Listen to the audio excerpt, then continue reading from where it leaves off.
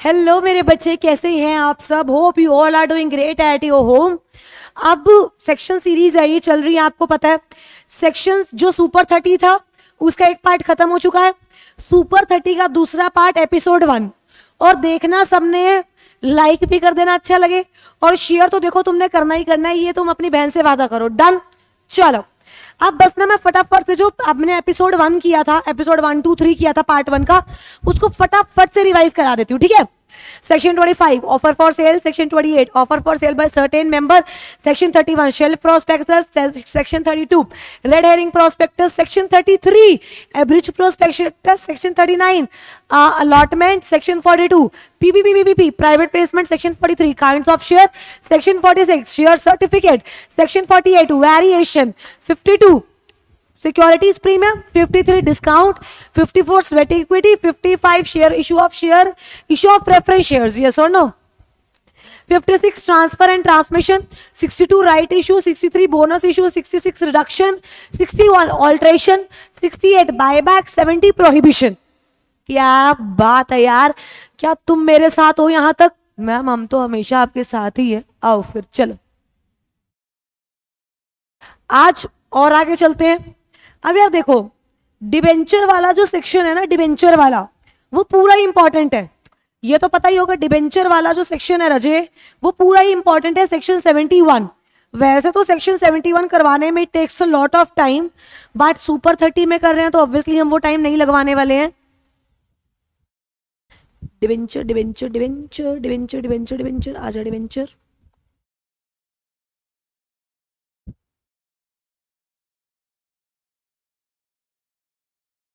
आइए,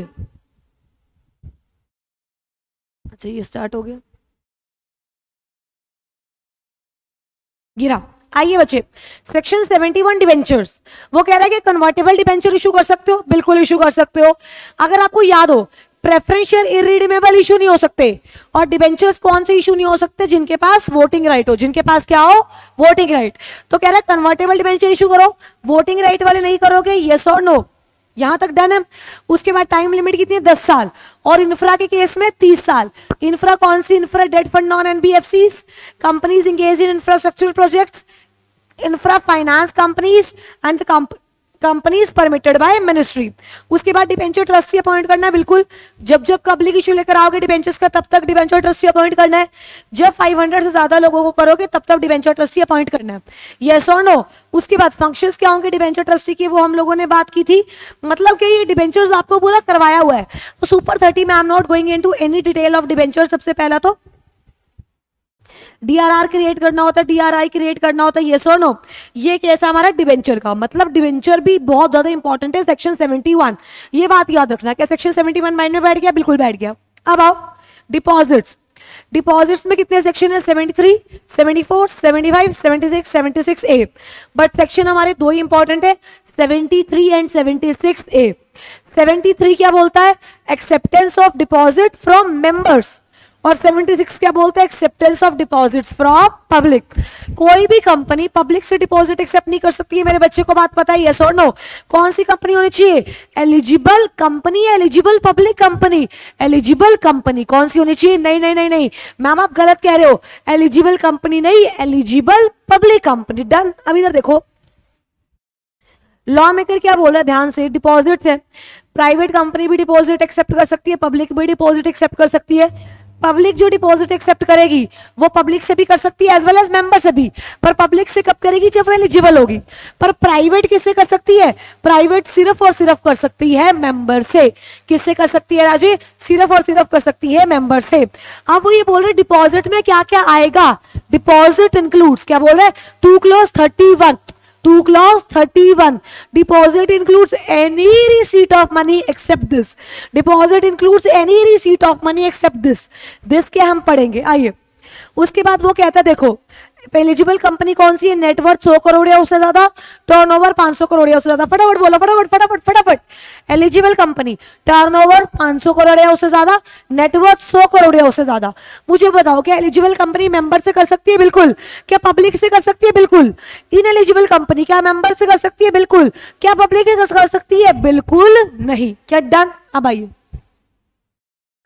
अब वो कह रहे हैं term of deposit, minimum term 6 month, maximum 36। पर क्या मेरे बच्चे 36 से कम के लिए कर सकते हो? बिल्कुल नालायक, 36 से कम के लिए तो कर ही सकते हो, 36 से ज्यादा के लिए नहीं कर सकते। कम से कम कितने टाइम के लिए करना पड़ेगा? 6 महीने। अच्छा क्या 6 महीने से कम के लिए भी कर सकते हो? बिल्कुल। पर कह रहा 3 महीने से कम के लिए तो बिल्कुल नहीं कर सकते। अगर आपने ये कंडीशन सेटिस्फाई कर दी तो आप 6 महीने से कम के लिए तो कर सकते हो, पर आप 3 महीने से कम के लिए तो कर ही नहीं सकते। आइए, कब कर सकते हो? जब आप जो डिपॉजिट एक्सेप्ट कर रहे हो वो कितने परसेंट तक है? हाँ जी, वो कितने परसेंट तक है? 10% of paid up share capital free reserve SPR. कितने तक है?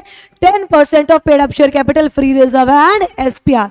वो कह रहा है ध्यान से देखो, चाहे तुम करो मेंबर से डिपॉजिट एक्सेप्ट, चाहे करो पब्लिक से, ध्यान से, चाहे तुम करो मेंबर से एक्सेप्ट, चाहे तुम करो पब्लिक से एक्सेप्ट, डन।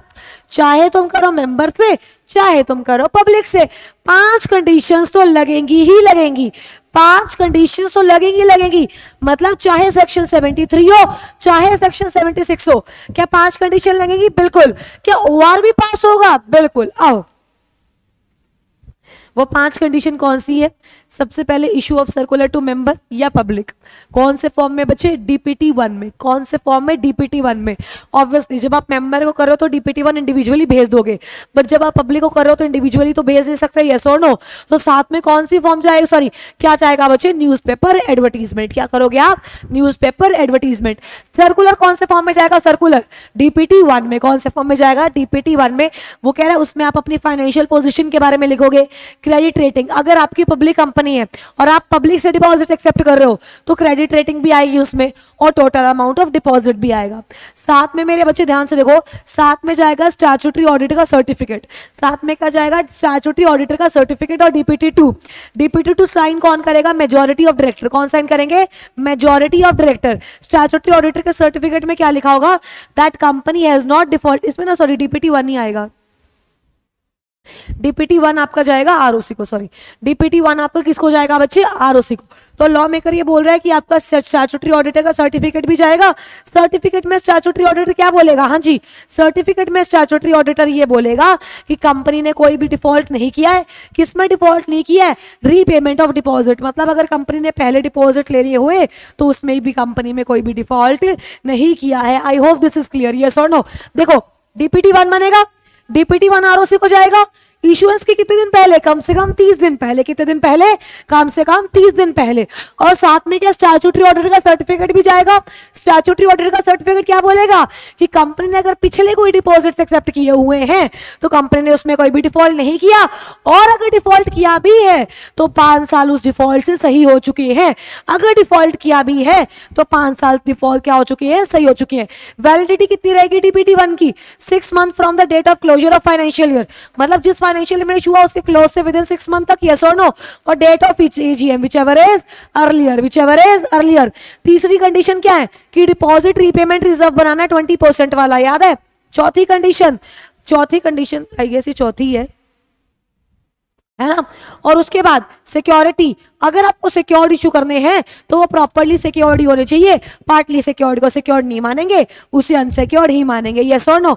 उसके बाद हमने इस सेक्शन में बात की थी कि कितना कितना पैसा हम उठा सकते हैं। ध्यान से देखो, वो कह रहा है अगर एलिजिबल कंपनी है तो अपने मेंबर से कितना उठा, एक मिनट को, एलिजिबल कंपनी है तो मेंबर से कितना उठा सकती है? 35%। कितना उठा सकती है? एक मिनट, लेट मी करेक्ट, इसमें 25 होगा, राइट, इसमें 25 होगा। अगर पब्लिक कंपनी है तो मेंबर से कितना उठा सकती है? 35%। कितना? 35। और अगर इनएलिजिबल है तो उठा ही नहीं सकती, यस और नो। अगर इनएलिजिबल है तो उठा ही नहीं सकती। प्राइवेट कंपनी मेंबर से कितना उठा सकती है? 100%। प्राइवेट कंपनी मेंबर से कितना उठा सकती है? 100%।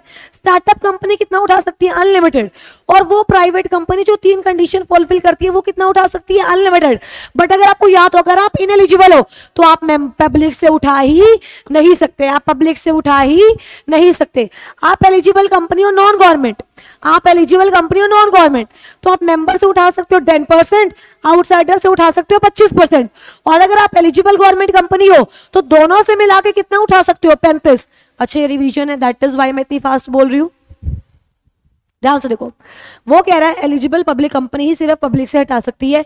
अगर एलिजिबल पब्लिक कंपनी गवर्नमेंट है तो मेंबर से और आउटसाइडर से मिला के 35%, नॉन गवर्नमेंट है तो मेंबर से 10%, आउटसाइडर से 25%। यहां तक ठीक है। पब्लिक कंपनी है, मेंबर से 35%, आउटसाइडर से हटा ही नहीं सकती। प्राइवेट कंपनी है, मेंबर से 100%, आउटसाइडर से नहीं हटा सकती। स्टार्टअप कंपनी, मेंबर से 100%, प्राइवेट कंपनी अनलिमिटेड। अब बच्चे प्राइवेट कंपनी कौन सी यहाँ पे है? प्राइवेट कंपनी याद है जो 3 कंडीशन फुलफिल करती हो। 3 कंडीशन कौन सी? ना वो किसी की एसोसिएट है, ना वो किसी की सब्सिडरी है, ना वो किसी की एसोसिएट है, ना वो किसी की सब्सिडरी है।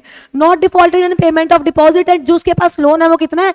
या तो twice of paid up share capital या 50%, whichever is less, whichever is less. फिर 2 क्लॉज 31 हमने किया था कि डिपॉजिट्स में क्या क्या नहीं आएगा। इसको याद करने में बहुत टाइम लगता है, पर एक बार मैं फटाफट आपको बता दूं, सीजीएसडी का पैसा नहीं आएगा, बैंक से पैसा आएगा वो नहीं आएगा, फॉरेन इंस्टीट्यूशन फॉरेन गवर्नमेंट से पैसा वो नहीं आएगा, रीजनल फाइनेंशियल इंस्टीट्यूशन से पैसा वो नहीं आएगा, एक कंपनी ने दूसरी कंपनी को लोन दिया वो नहीं आएगा, मनी मार्केट इंस्ट्रूमेंट से पैसा आएगा वो भी नहीं आएगा, कॉमर्शियल पेपर से पैसा आएगा वो भी नहीं आएगा, आपके डायरेक्टर ने आपको पैसा दिया वो भी नहीं आएगा, डायरेक्टर के रिलेटिव ने दिया, डिपेंड करता है पब्लिक है या प्राइवेट है तो नहीं आएगा। उसके बाद आपके प्रमोटर से आपको पैसा है in condition of the stipulation, वो भी नहीं आएगा। उसके बाद alternate investment fund, joint venture fund, mutual fund, Nidhi company, chit fund, इनसे जो पैसा आया वो भी नहीं आएगा। वो भी किस में आएगा? नहीं आएगा डिबेंचर में।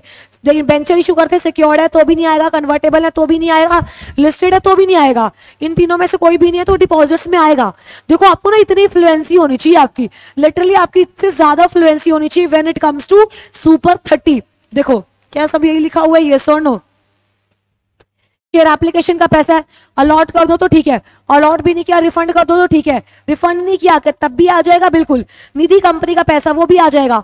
उसके बाद आता है amount received in ordinary course of business, वो भी डिपॉजिट्स में नहीं आएगा, वो भी डिपॉजिट्स में नहीं आएगा। और सेक्शन 76 का कहता है कि आप पब्लिक से कर सकते हो बट आपको ओवर 5 कंडीशन वो सिक्योर्ड होने चाहिए, और साथ में क्या होगा मेरे बच्चे? क्रेडिट रेटिंग चाहिए। क्रेडिट रेटिंग क्या चाहिए? अब वो कह रहा है जो डिपॉजिट्स के प्रोविजन है वो कौन कौन सी कंपनी पे नहीं लगेंगे? वो एनबीएफसी पे नहीं लगेंगे, हाउसिंग फाइनेंस पे नहीं लगेंगे, बैंकिंग पे नहीं लगेंगे, और other company specified by CG उस पे भी नहीं लगेंगे।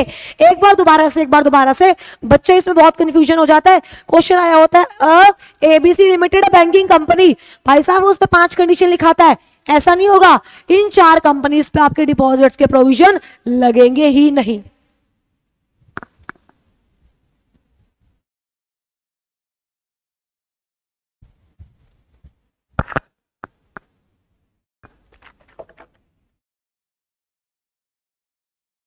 आ जाओ यहां तक ठीक है? यस और नो? कितने सेक्शन हो गए? फटाफट से।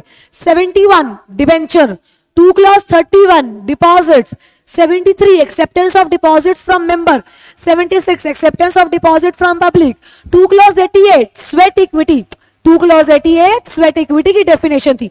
क्या 4 सेक्शंस हो गए? यस और नो? अब चार्जेस पे चलते हैं, एक बार चार्जेस के करते हैं।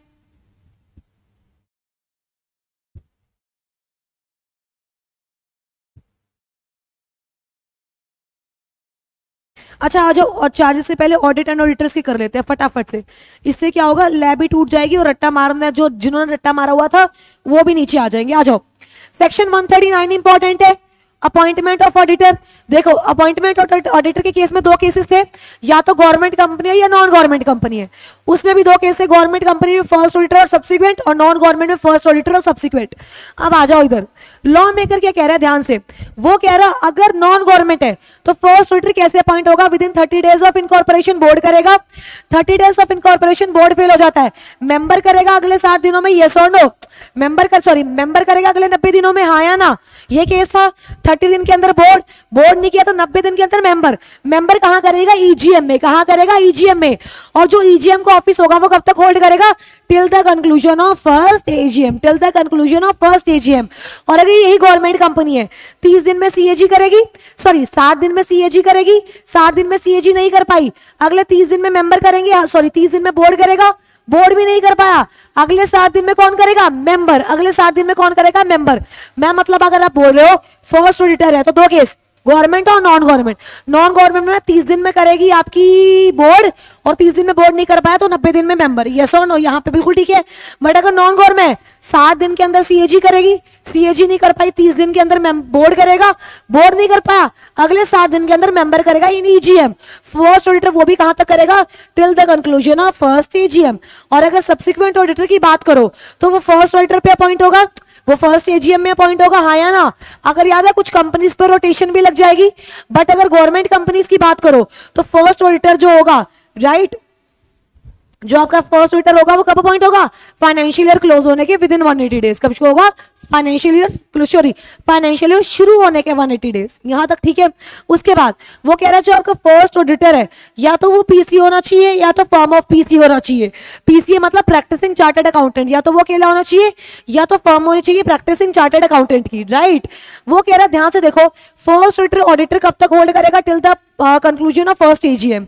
वहां आप सब्सिक्वेंट ऑडिटर अपॉइंट करोगे, वो कब तक होल्ड करेगा, till from the conclusion of first AGM till the conclusion of sixth AGM. कहां तक, from the conclusion of first AGM till the conclusion of sixth AGM.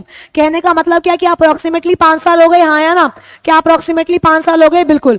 और क्या वो एक सर्टिफिकेट भी देगा that he is not disqualified, और क्या मेरे बच्चे वो कंसेंट भी देगा टू एक्ट एज ऑडिटर, बिल्कुल देगा। वो कह रहा है जब आप सब्सिक्वेंट ऑडिटर को अपॉइंट करोगे तो उसके 15 दिन में आप आरओसी को बता दोगे फॉर्म एडीटी 1 में।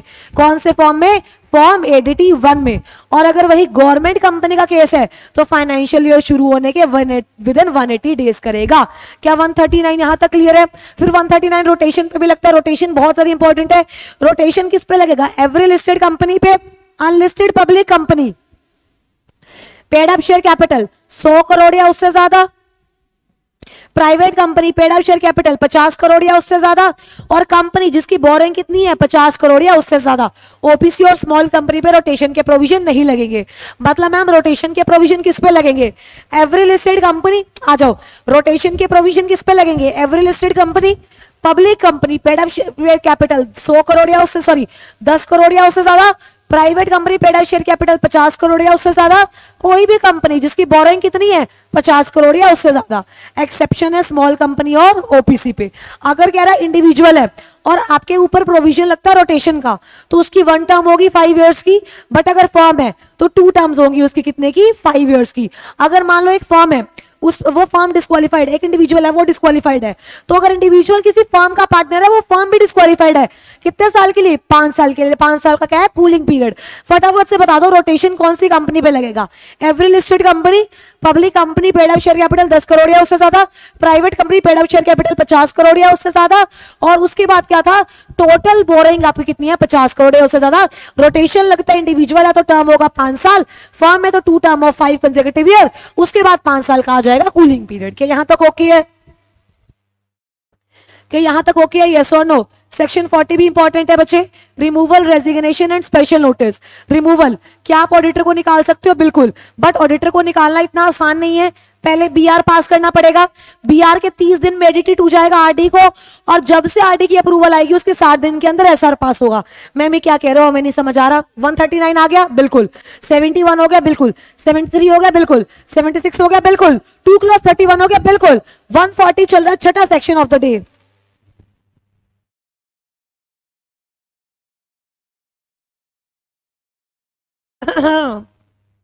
आजू वो कह रहा धक्के मार के नहीं निकालना ऑडिटर को, भाई प्रेस्टिजियस है वो, ऐसे नहीं निकाल सकते ऑडिटर को। Audit, hello hello hello hello hello, हाँ, ऑडिटर कैसे निकलेगा, पहले बीआर पास करोगे, बीआर के 30 दिन के अंदर आरडी को एडिटेड हो जाएगा, बीआर के 30 दिन के अंदर आरडी को एडिटेड हो जाएगा। उसके बाद जब आरडी का अप्रूवल आ जाएगा उसके 7 दिन के अंदर क्या पास होगा, एसआर। क्या पास होगा, एसआर। ऑडिटर रिजाइन करेगा तो एडीटी 3 देगा। देखो एडीटी 1 सब्सिक्वेंट के केस में आरडी को आरओसी को जाता था 15 दिन के अंदर, एडीटी 2 भी जाएगा, आरडी को जाएगा 60 दिन के अंदर 30 दिन के अंदर एडीटी 3 ऑडिटर रेजिग्नेशन के केस में देगा। डन। With in 30 days. आप कोई स्पेशल नोटिस भी भेज सकते हैं, बिल्कुल। कौन भेजेगा? या तो 1% ऑफ टोटल वोटिंग पावर, या तो 5 लाख के पेड अप शेयर कैपिटल होंगे। यस और नो? अब most important qualification and disqualification 141, मतलब मैम आप कहना चाहते हो 139, 140, 141 बहुत इंपॉर्टेंट है? बिल्कुल मैं यही कहना चाहती हूँ। 141 वो कह रहा है या तो तुम सीए होने चाहिए या सीए की फर्म होनी चाहिए तुम्हारी, और अगर सीए की फर्म है तो अगर वो ऑडिट कर रही है मेजॉरिटी ऑफ पार्टनर सीए होने चाहिए, और प्रैक्टिसिंग इन कहाँ होने चाहिए? इंडिया में। प्रैक्टिसिंग इन कहाँ होने चाहिए? इंडिया में। उसके बाद आता है डिस्क्वालिफिकेशन, कि कौन कौन डिस्क्वालिफाइड है। उसके बाद क्या आता है राजू? डिस्क्वालिफिकेशन। वो कह रहा है body corporate disqualified, LLP qualified, body corporate disqualified, officer और employ of the company disqualified, officer का एम्प्लॉय, एम्प्लॉय का एम्प्लॉय, ऑफिसर का ऑफिसर, ऑफिसर का पार्टनर, खैर इतना नहीं है, मतलब अब पार्टनर, ऑफिसर का पार्टनर डिस्क्वालिफाइड, ऑफिसर का एम्प्लॉय, सॉरी एम्प्लॉय का पार्टनर डिस्क्वालिफाइड, एम्प्लॉय का एम्प्लॉय डिस्क्वालिफाइड, ऑफिसर का एम्प्लॉय डिस्क्वालिफाइड। 3 क्लियर है? Body corporate disqualified, officer employ disqualified, हमारे ऑफिसर का पार्टनर, एम्प्लॉय का पार्टनर, ऑफिसर का एम्प्लॉय, एम्प्लॉय का employ disqualified. A person whose relative, मतलब पर्सन वो खुद या उसका रिलेटिव या उसके पार्टनर ने कैश में कोई भी सिक्योरिटी होल्ड करी है, आप लोग डिस्क्वालिफाइड हो, बट रिलेटिव को 1 लाख तक की छूट है। आपने, आपके रिलेटिव ने, आपके पार्टनर ने कैश को पैसा दिया है, मतलब कैसे पैसा लिया हुआ है, 5 लाख तक लिया हुआ है तो कोई दिक्कत नहीं है, 5 लाख से ज्यादा लिया हुआ है तो आप डिस्क्वालिफाइड हो। गारंटी दी हुई है 1 लाख तक दी हुई है, कोई दिक्कत नहीं है, 1 लाख से ज्यादा दी हुई है, आप डिस्क्वालिफाइड हो। आपका कैश के साथ या उसकी होल्डिंग की सब्सिडी के साथ आपका क्या है? बिजनेस रिलेशनशिप, कस्टमर रिलेशनशिप है, कोई दिक्कत नहीं है, बिजनेस रिलेशनशिप है, आप क्या हो? डिस्क्वालिफाइड।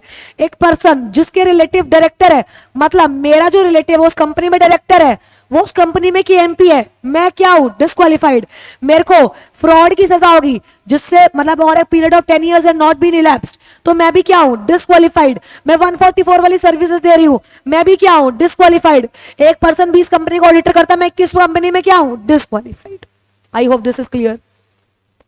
कितने सेक्शन हो गए मुझे बता दो, कितने सेक्शन हो गए? देखो 71 किसका था? मेरे कानों तक आवाज आनी चाहिए, मैं बता रही हूं, जितनी एनर्जी मेरी लग रही है ना नालायकों, उतनी तुम्हारी भी लगनी चाहिए। 71 debentures, 73 acceptance of deposits from member, 74 acceptance of deposits from public, 2 clause 31 deposits, 139 appointment of auditor, 140 removal, resignation and special notice, 141 disqualification। 1 2 3 4 5 6 7 sections हो गए, 7 सेक्शंस हो गए भाई हमारे। अब आ जाओ 142, 144, ये भी बहुत इंपॉर्टेंट है। Auditor not to render certain service, 144 auditor not to render certain service, वो कह रहा है ये वाली सर्विस ऑडिटर ना तो कंपनी को देगा, ना होल्डिंग को देगा, ना एसोसिएट को देगा, ना सब्सिडरी को देगा। कि भाई अगर तू मेरा ऑडिटर है, इधर इधर इधर इधर, तो मेरा ऑडिटर है, तो मेरा ऑडिटर है, तो 144 वाली सर्विस तू ना मुझे देगा, ना मेरी सब्सिडी को देगा, ना मेरी होल्डिंग को देगा, ना मेरी एसोसिएट को देगा। और मेरे पीछे पीछे एक बार रिपीट कर लेना, क्लियर हो जाएगा।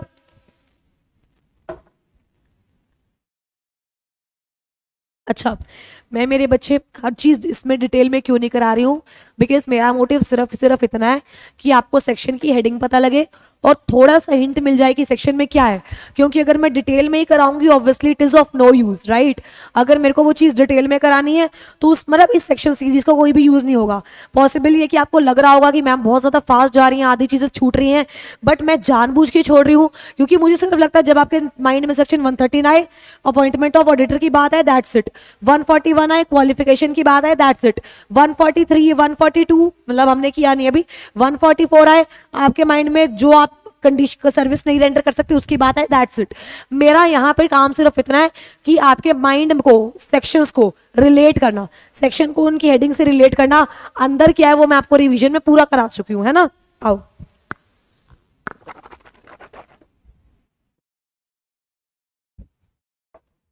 आइए सेक्शन कौन सा है? 144। सेक्शन क्या है? 144। वो क्या कह रहा है? आप ऑडिटर, आप ये सर्विस अपनी कंपनी को, एसोसिएट को, होल्डिंग को, सब्सी को नहीं को दे सकते। पहली, accounting and book keeping, internal audit, design and implementation of financial information, actuarial service, investment advisory service, management service, rendering of outsource financial service, any other service. ये किसको नहीं दे सकते? तुम किसको दे नहीं सकते सर्विस? ये पता है मैम, किस कैश को नहीं दे सकते। अच्छा, कौन कौन सी सर्विस है? देखो मेरे पीछे पीछे बोलो। Internal audit, accounting and book keeping, actuarial, investment advisory service, investment manager service, outsource of financial information service. 6 हुई। 7वीं यानी अदर सर्विस। 8वीं कौन सी रहेगी? मैनेज इंटरनल ऑडिट, या कुछ रह गया होगा। एक बार दोबारा रिपीट करते हैं, एक बार दोबारा। कौन कौन सी सर्विस नहीं दे सकते? तो अकाउंटिंग एंड बुक कीपिंग, दोबारा accounting and book keeping, internal audit, design and implementation of financial information system, outsource financial service, investment advisory service, actuarial service, management service. एक बार लर्न हो जाए, बहुत इंपॉर्टेंट है। Accounting service, internal audit, investment advisory, actuarial, financial information, outsource नहीं कर सकते, any other service. एक फिर छूट गई, management service. So simple, so easy. उसके बाद 145, auditor to sign audit report, ये अटेंड जर्नल मीटिंग। नहीं भी करोगे तो कोई दिक्कत नहीं है, नहीं भी करो। 143 most important, powers and duties. Powers and duties, इसमें आपको क्या याद रखना है मैं बताती हूँ। इसमें सबसे पहले तो आपको ये चीज याद रखनी है, टेस्ट ऑडिट। इसमें आपको क्या याद रखना है? Test audit. सीएजी चाहे तो टेस्ट ऑडिट करा सकती है। उसके बाद ब्रांच, उसके बाद ब्रांच, एंड मोस्ट इंपॉर्टेंट है इसमें रिपोर्टिंग ऑफ फ्रॉड। क्या है? Reporting of fraud. अगर 1 करोड़ या उससे ज्यादा का फ्रॉड है तो क्या होगा? उससे कम का फ्रॉड है तो क्या होगा? अगर 1 करोड़ से ज्यादा का फ्रॉड है, याद ऑडिटर 2 के दिन में बोर्ड को बताएगा। बोर्ड के पास 45 दिन है रिप्लाई करने के लिए। 45 दिन में बोर्ड ने रिप्लाई नहीं किया तो अगले 15 दिन में एमसी के सेक्रेटरी को एडीटी 4 चला जाएगा। 1 करोड़ या उससे कम का फ्रॉड है, 2 दिन के अंदर बोर्ड बताएगा। अगर डायरेक्टर कुछ करना चाहते हैं तो ठीक है, नहीं करना चाहते तो ठीक नहीं है। मतलब जब सेक्शन 143 की बारी आएगी, 143 में पावर्स, ड्यूटीज। यार देखो, पावर्स एंड ड्यूटीज जितने मर्जी याद कर लो, एंड में भूल जाओगे। पावर्स एंड ड्यूटीज वैसे याद कर लेना कि ये पावर्स है, मतलब ऑडिटर की क्या पावर्स होती हैं, क्या ड्यूटीज होती हैं। उसके बाद test audit, branch audit, fraud. Fraud बहुत इंपॉर्टेंट है। 1 करोड़ से ज्यादा का फ्रॉड है, ऑडिटर 2 दिन में बोर्ड को बताएगा। बोर्ड के पास 45 दिन है, बोर्ड बता देते वेल एंड गुड। या अगर बोर्ड नहीं बताता या बता देता तो अगले 14 दिन के अंदर, सॉरी अगले 15 दिन के अंदर एडीटी 4 में एमसीए की सेक्रेटरी को जाएगी रिपोर्ट। अगर बोर्ड ने रिप्लाई कर दिया तो बोर्ड का रिप्लाई चला जाएगा। रिप्लाई नहीं किया तो बता जाएगा कि बोर्ड ने रिप्लाई नहीं किया है। तो ऑडिट ऑडिटर में से कौन सी सेक्शन होगी? 139 appointment of auditor, 140 removal resignation, 141 qualification disqualification, 144 auditor not to render certain service, and 143 powers and duties. आओ, कितने सेक्शंस हो गए? फटाफट से आ जाओ मैम। 71 हो गया, 2 क्लॉज 31 हो गया, 76 हो गया, 73 हो गया, 139 हो गया, 140 हो गया, 141 हो गया, 144 हो गया, 143 हो गया। 1 2 3 4 5 6 7 8 9। क्या 9 सेक्शंस क्लियर हैं? बिल्कुल बता दो। 71 debenture, 73 acceptance of deposits from member, 74 acceptance of deposit from public, 139 appointment of auditor, 140 removal resignation and special notice, 141 qualification and disqualification, 143 powers and duties, 144 auditor not to render certain service, 2 clause 31 deposits की definition है। I hope this is clear, I hope this is clear. Episode 1 super 30 का part 2 10 section done. अब कल की series में और 10 section करेंगे। ऐसे ही करते करते मेरे बच्चे सेक्शंस आई प्रॉमिस आपके टिप पे हो जाएंगे। और बताना जरूर कि सेक्शन सीरीज आपको कैसी लग रही है, हेल्प हो रही है या नहीं हो रही। बाकी मुलाकात करते हैं कल सुबह। पहले नॉर्मल क्लास होगी एंड उसके बाद सेक्शंस की रिवीजन मेरे बच्चे। ओके मेरे बच्चे, that's it for today. Bye, have a great day ahead बच्चे।